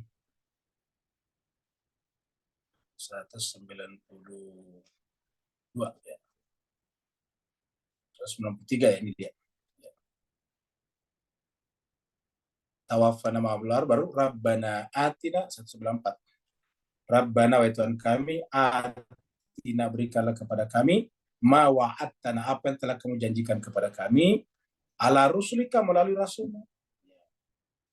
wala tuhzina, janganlah engkau menghinakan nanti kami yaumal qiyamah. Bagaimana caranya kita supaya dapat syafaat dari Rasul atau pengganti Rasul? Dan kalau Allah sudah berjanji, innaka la tukhliful mi'ad. Innaka la tukhliful mi'ad. Kamu Tuhan tidak mungkin mengingkari mi'ad, janji kamu. Jadi tidak mungkin Tuhan menyalahi janjinya. Jadi jemaah sekalian, dalam ayat ini Allah tidak mungkin menyalahi janjinya. Itu apa? Bahwa kalau kita ingin datang kepada Allah di akhirat harus melalui syafaat, dan yang berhak memberikan syafaat tadi adalah yang Allah izinkan. Dan berdasarkan ayat ini yang Allah izinkan adalah Nabi Ibrahim dan zuriatnya yang tidak melakukan kezaliman. Kan begitu tadi Pak sekalian di surat apa namanya? Di surat Maryam tadi kita baca ini, surat Maryam tadi. La yamlikuna syafa'ata illa man ittakhadha 'inda rahman ahda. Ya, tidak akan ada yang bisa dapatkan syafaat nanti di akhirat kecuali orang yang ittakhadha, yang telah mengambil inda Allah si Allah ahda, ada janji, ada ahadnya. Jadi hanya mereka yang telah berahad. Nah, kepada siapakah ahad itu? Berdasarkan ayat ini ahad kita kepada Nabi Ibrahim, ya, Nabi Ibrahim ini dan zuriatnya yang suci. Kenapa? Karena mereka lah yang diangkat sebagai linnasi imama. Linnasi imama. Dan inilah juga yang dimaksud di dalam surat 17 tadi. Ya, mana tadi surat 17? Ya, di surat 17. Ya.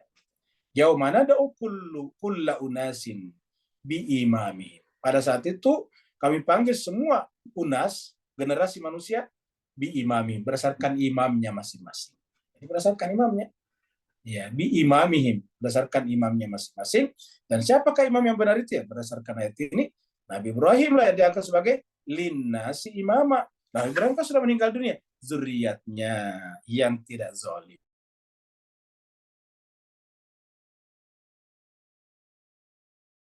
Saya kira jelas sekali Pak campuran dengan ayat ya. Karena ini benar-benar sejalan dengan ayat-ayat lain, tidak bertentangan, saling menjelaskan.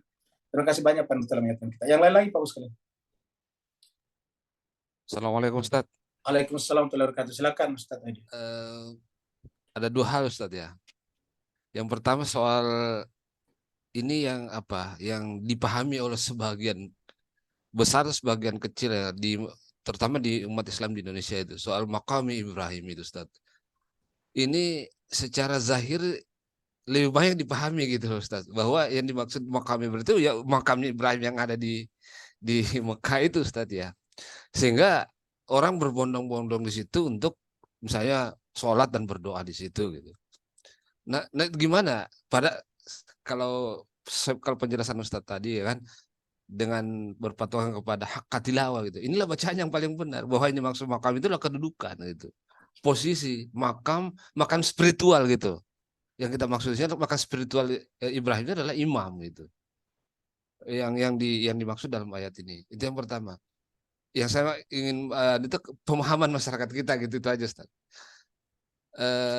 Kemudian yang kedua apa tadi ini? Udah lupa saya. Itu aja yang pertama, itu aja dulu Ustaz. Baik. Nanti saya ingat dulu. Nah, Jemaah sekalian berbahagia, marilah kita menggunakan Al-Quran untuk menjelaskan dirinya sendiri. Di dalam Al-Quran, kalau makam dalam pengertian kuburan, menggunakan kuburan juga. Ya. Tidak pernah ada kata makam dalam Al-Quran kuburan. Yang ada adalah kubur. Contoh misalnya surat apa? Surat apa itu? Surat Al-Hakumut Takasur, At-Takasur. Al-Hakumut Takasur hatta zurtumul maqabir. Maqabir itu kan bentuk jamak dari kuburan. Di dalam surat At-Taubah ada kata-kata la takum ala kabri, kalau begitu ya, ada kata kabar. Jadi kita cari aja di dalam apa namanya? Di dalam Al-Mujam ini kata-kata kabar banyak ya. Jadi kata kabar ada beberapa lah, tidak banyak sih. Ya, sorry. Kata kabar ya. Ini ada kata surat At-Taubah ini ya. Di kabar ini ada dua macam. Pertama tadi ini ada apa saja nih ya. Jadi ini adalah wala tusalli, ini kita buka biar besar ya. Taubah ayat 200 ya. Maaf, At-Taubah ayat 84. At-Taubah ayat 84 ya, kita lihat di sini.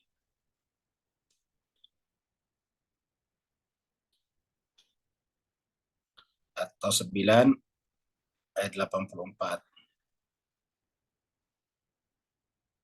Ini dia. Wala tusalli ala ahadi, ini tentang orang munafik bicaranya. Wala tusalli ala ahadi minhum mata abada. Jangan kamu salati mereka selama-lamanya kalau mereka mati, abada selamanya. Wala taqum, dan kamu jangan berdiri. Ala kabri, ini kabar, jelas kabri. Wala taqum ala kabrihi. Jangan engkau berdiri pada kuburannya. Nih, kamu gitu. Satu lagi, kuburan tadi adalah, ada 3. Tadi adalah surat Abasa juga ini tadi. Abasa ini. Ayat 21. Ya. Surat Abasa ini adalah surat 80 ya. Abasa wa tawalla. Ya. Ayatnya 21 ya. Summa amata, kemudian Allah mematikannya. Fa'akbarahu, kemudian memasukkannya ke dalam kuburannya. Allah sendiri yang akbara, kubur. Allah akan memasukkannya ke dalam kuburan, menguburkannya. Ya, yang paling kita bicarakan tadi adalah surat At-Takasur. Ya. Al-Hakumut Takasur. Ya. Ya. Al-Hakumut Takasur. Hatta zurtumul maqabir. Maqabir dari kata kuburan, ini kuburan-kuburan. Nah, di dalam Al-Quran kata makam nggak pernah dipakai sebagai kuburan. Itu menjadi masalah jemaah sekalian. Terutama tadi dari Ustahirin. Lalu apa makam dalam Al-Quran? Mari kita lihat di dalam surat 79. Ya. Surat 79. Jadi kita pakai Al-Quran terus supaya kita jangan sampai salah. Ya. Ayatnya 40. Ya. Wa amma man khafa, maqam, ini makam. Ya, kedudukan. Ya. Coba kita lihat jemaah sekalian. Ini jelas ini diterjemahkan oleh Kementerian Agama kedudukan. Kalau di sini artikan kebesaran, ya, sama saja, tapi bukan kuburan, kan makam. Dan tulisan ini, coba kita lihat jemaah sekalian ya. Tulisan ini, ya. Ya, tulisan ini, ya. Mana tadi? Ya, tulisan ini. Nih. Tulisan ini sama dengan tulisan ini tadi. Tidak ada bedanya. Coba lihat paus sekalian. Coba lihat ya, tulisan ini dengan tulisan ini apa beda? Ya. Sama persis kan? Maqam. Ya. Ini juga adalah maqam, pakai mat juga nih. Mim, qaf, pakai mat juga. Maqam.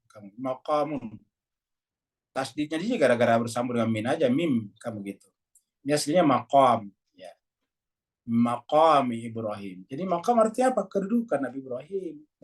Tidak pernah kita temukan dalam Al-Quran kata maqam itu dalam pengertian kuburan.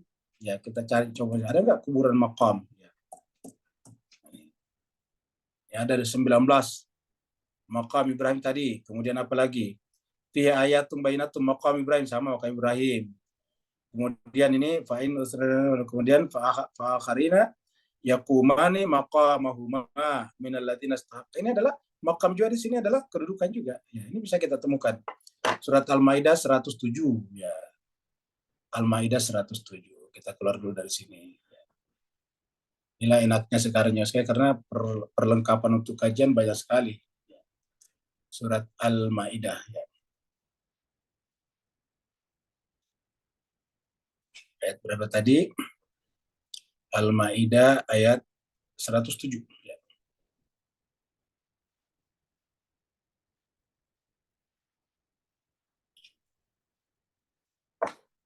Fa'in usira ala annahu mastahaqqa isman fa'akharani yakumani maqam. Ini kedudukan juga nih. Yakumani maqamahuma. Coba. Sama di sini kan, coba kita lihat terjemahnya di sini. Ini kedudukan juga nih. Ya. Jadi ini orang masalah kesaksian ini. Ya. Bersaksi maka 2 orang lain menggantikan kedudukannya sebagai saksi. Ya. Kedudukan sama. Jadi jemaah sekalian berbahagia, kita tidak temukan kata makam dalam Al-Quran dalam pengertian makam kuburan. Jadi dengan demikian satu ya, sudah jelas. Yang kedua, sejarah. Berdasarkan sejarah juga, ya, tidak ada petunjuk yang jelas bahwa Nabi Ibrahim meninggal di Mekah. Karena berdasarkan surat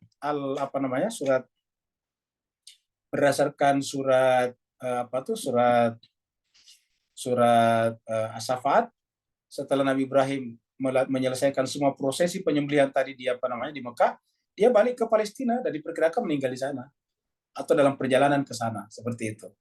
Jadi kalau kita lihat misalnya surat 37 ya ini. Surat 37 ini ya. Kita lihat itu cerita Nabi Ibrahim mulai daripada kita lihat dari 99 dulu ya. Nah, ini kita sudah bahas dulu nih, Mizahibun. Rabbi habli minas salihin, fabasyir bi ghulamin halim. Ini fabasyir Nabi Ghulamin halim maksudnya di sini adalah Nabi Ismail. Baru kemudian falamma balagha saya ini Nabi Ibrahim kemudian melihat anni adbauka, disuruh untuk menyembelih ini. Kemudian setelah itu berusaha menyembelihnya, falamma aslama ta'ala lijabin. Wa nadaina, kami berteriak memanggil kata Allah, wahai Ibrahim, ayya Ibrahim. Kada saddaqta ruya, kamu telah membenarkan perintah itu. Kadzalika najzil muhsinin, baru kemudian inna hadzal lahwal bala'ul mubin. Baru diganti wa fadainahu bidzibhin azim. Baru wa tarakna alaihi fil akhirin. Jadikan itu sebagai untuk akhir. Sampai di situ aja. Baru kemudian salamun ala Ibrahim. Kadzalika najzil muhsinin. Baru innahu min ibadinal mu'minin. Baru wa basyarnahu. Setelah kejadian itu wa basyarnahu bi Ishaq. Jadi setelah kembali dari kasus itu, kembali ke Ishak, ini kan bukan di Mekah tempatnya, di Palestina sekarang, Baitul Maqdis. Kembali ke Baitul Maqdis. Di sana kemudian hamil istrinya Zarah. Baru kemudian lahirlah Ishak ini, wabasyarnahu, kami berikan kabar gembira setelah melaksanakan perintah di atas, dia akan punya anak lagi namanya Ishak. Nabiyya minas shalihin, begitu. Wa barakna alaihi wa ala Ishaqa. Bicara tentang Ishak. Setelah itu ya selesai, jadi sepertinya selesai sampai di situ, ya. Baru setelah itu pindah kepada Musa. Jadi dengan demikian, tidak ada penjelasan dalam Al-Quran bahwa Nabi Ibrahim meninggal di Mekah. Kalau berdasarkan urutannya tadi, sangat mungkin meninggal di sekitar Baitul Maqdis. Karena tadi ada Ishak di sini. Ya. Jadi saya kira begitulah Mas Kaiser Bagia. Jadi dengan demikian, terima kasih Ustaz Wahidin telah menyampaikan pertanyaannya. Bapak Ibu sekalian, karena waktu kita sudah habis, kita akhiri sampai di sini. Ya, Terima kasih Ustaz. banyak. Ya. Ustadz, banyak permintaan doa di chatroom sudah saya tulis. Saya doakan siapa nih?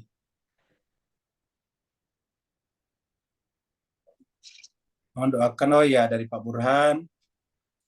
Terima kita, Akhi Muhammad Nur Usman yang tadi ya, yang bertanya, dan permaisurinya Ibu Masturas yang akan berangkat ke Najaf. Oh, bersama dengan anaknya jadinya ya, melakukan. Oh, ini dalam rangka Arba'in ini ya, spiritual journey mereka pada tanggal 29 Agustus. Berarti kalau kemarin adalah putri-putrinya, sekarang adalah beliaunya ya.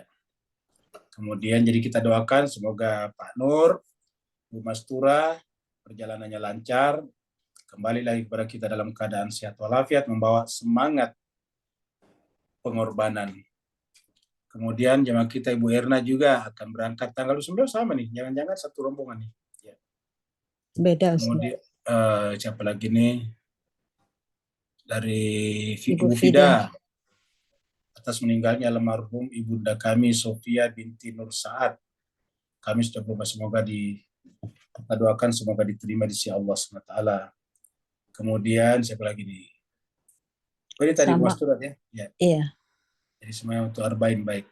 Sama Babe Ustadz mau pasang ring tanggal 29. Ini juga kita doakan Ibu Dokter, Pak Dokter ya, Ibu Priyatno, Babe akan pasang ring 29 Agustus juga ini ya. Iya.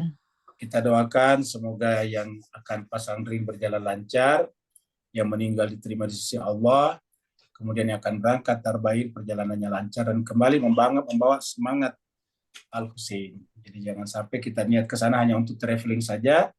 Marilah kita memperbaiki niat kita. Kita niat ke sana adalah menjawab pertanyaan Al-Husain, Imam Husain, hal min nasirin. Bismillahirrahmanirrahim. Alhamdulillahirabbil alamin, hamdan syakirin, hamdan na'imin, hamdan yuafi ni'amahu wa yukafi'u mazida. Ya Rabbana lakal hamdu kama yanbaghi li jalali wajhikal karim wa azimi sultanik. Allahumma salli ala Muhammadin wa ala ali Muhammad. Allahumma rabbana zalamna anfusana wa illam taghfir lana wa tarhamna lanakunanna minal khasirin. Allahumma rabbana ighfir lana dhunubana wa liwalidina warhamhuma kama rabbayana shighara. wa li jami'il muslimina wal muslimat wal mu'minina wal mu'minat al-ahya'i minhum wal amwat bi rahmatika ya arhamar rahimin. Kami secara khusus memohon kepadamu ya Allah untuk jemaah kami yang akan berangkat arba'in, yaitu Bapak Muhammad Nur, Ibu Mastura Sali, dan juga Ibu Erna Sehudin. Ya Allah Tuhan kami, perlancarlah perjalanan ketiganya, dan juga siapa saja akan berangkat arba'in ya Allah. Jadikanlah awal sampai akhirnya sebagai ibadah baginya. Jadikanlah kedatangannya di sana untuk menyerap semangat pengorbanan untuk agama Muhammad ini ya Allah Tuhan kami, sehingga kembali nanti kepada masyarakatnya memiliki wirah untuk menyampaikan kebenaran dengan penuh rasa cinta dan kasih sayang. Kami juga mohon kepadamu ya Allah Tuhan kami, kepada Bapak Dokter kami, Bapak Dr. Wibi Priyatno, ya Allah Tuhan kami, tanggal 29 nanti juga akan pasang ring ya Allah Tuhan kami. Kami bersaksi, beliau adalah jemaah kami yang sangat rajin mengikuti tadabbur ya Allah Tuhan kami. Jadi kalau ayat-ayat yang kami baca di tempat ini Allah sebagai wasilah baginya, supaya prosesi pemasangan ringnya berjalan lancar dan sukses. Dan kembalikanlah Zaki juga, beliau kembalikanlah keadaan semula seperti sedia kala. Kami juga mohon kepadamu ya Allah Tuhan kami, agar juga Ibunda Sofia binti Nursat yang telah kamu panggil ya Allah Tuhan kami, semoga engkau terima di sisimu ya Allah.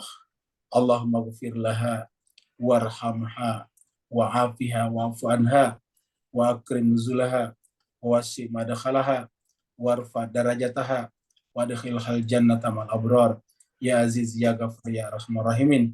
Allahumma anta syafi la shifa illa min shifaik.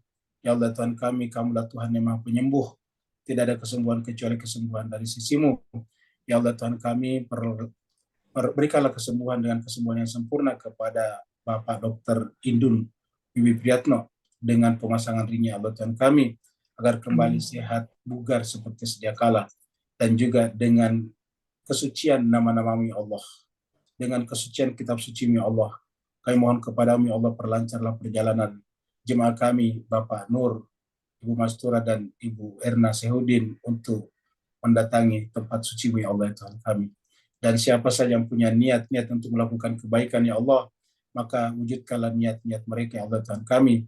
Dan siapa saja di antara mereka yang akan mendapatkan musibah dan penyakit, maka angkatlah musibah dan penyakit itu ya Allah, dengan tersebab kemuliaan kitab suci-Mu. Allahumma rabbana atina fid dunya hasanah wa fil akhirati hasanatan wa qina adzabannar. Wa sallallahu ala sayyidina Muhammad. Subhana rabbika rabbil izzati amma yasifun wa salamun alal mursalin walhamdulillahi rabbil alamin. Wassalamualaikum warahmatullahi wabarakatuh. Waalaikumsalam warahmatullahi wabarakatuh. Waalaikumsalam warahmatullahi wabarakatuh. Syukran Ustaz. Ustaz Zaki juga mau berangkat juga ke Karbala. Syukran Ustaz, syukran. Mohon izin. Assalamualaikum warahmatullahi wabarakatuh. Terima kasih banyak.